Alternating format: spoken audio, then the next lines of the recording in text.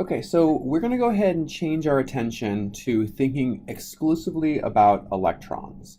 So in the next several videos, we're going to think about how electrons get populated into the atom and what kind of implications this has on the properties of the atom. So as a reminder, we talked about this Bohr model of the atom where we have the nucleus in the middle, right? This is our positive charge. And then we have these concentric circles around that nucleus which house the electrons. Okay, so in this video we're going to go ahead and now define these circles as n equals 1, n equals 2, and n equals 3. Okay, and if we kept going and having more and more orbits, more and more circles, then they would keep increasing number. So the further away from the nucleus you are, the larger this integer is. Okay, and n is just a symbol for the orbit or the shell. Okay, so the innermost circle is the first shell. The second circle is the second shell. The next circle is the third shell. And a really important thing to understand about this model is that these positions, these orbits, these shells, they're not just a distance away from the nucleus. But because we understand that these distances are related to energy, these are also energies that the electron feels when it's this specific distance away from the nucleus, right? So if we have an electron in the first shell, it's at a lower energy than an electron in the second shell. It's a more negative potential energy. As a quick reminder here, we said that the potential energy of an electron interacting with the nucleus is going to be mathematically related to, so it's proportional to the charge on the nucleus times the charge on an electron divided by that distance.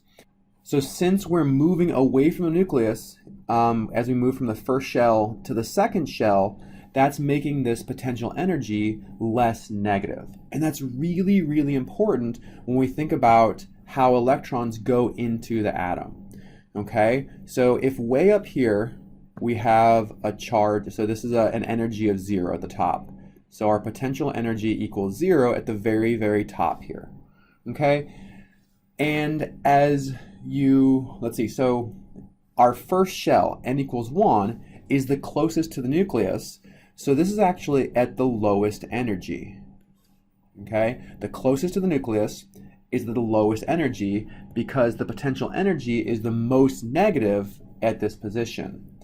As we move to the second shell, we're at a little bit higher energy. It's still negative because it's still a positive charge interacting with a negative charge, but now the radius is larger, so the potential energy is less negative.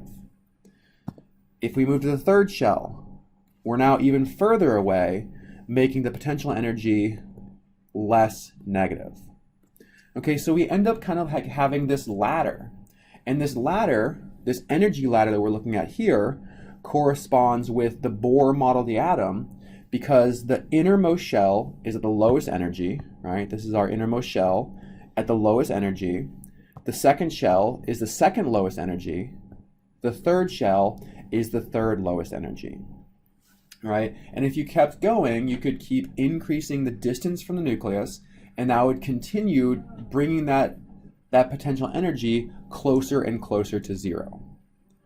Okay, so another really important thing to truly understand about this model and about atoms in general is that electrons can only exist at one of these energy levels.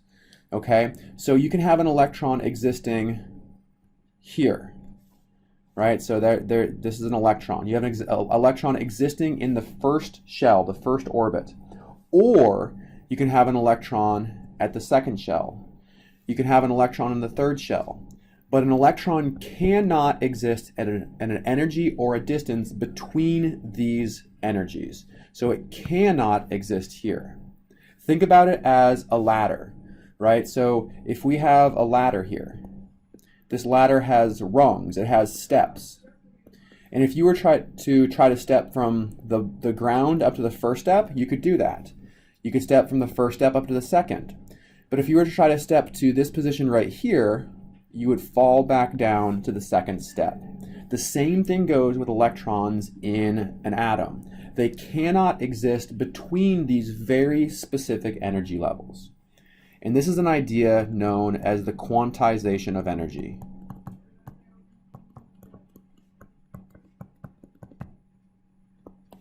So energy in the context of atoms is quantized. What that means is that the energy electrons can only exist at very specific energy levels.